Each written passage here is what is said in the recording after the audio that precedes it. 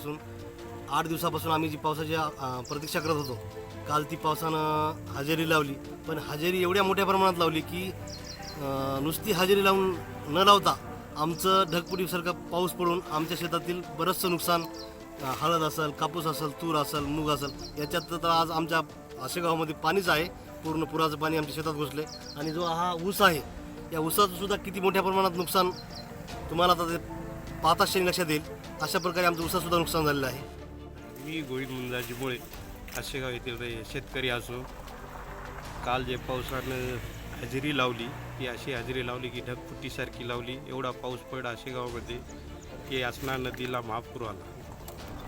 असणार आणि या पिकामध्ये सोयाबीन, ऊस, कापूस, तूर हे सगळे पिकं वाहून गेले. सगळं शेतकऱ्याचं आर्थिक नुकसान झालेलं आहे. तरी शासनानं या शेतीचे पंचनामे करून पिकाचे आर्थिक नुकसान भरपाई द्यावी.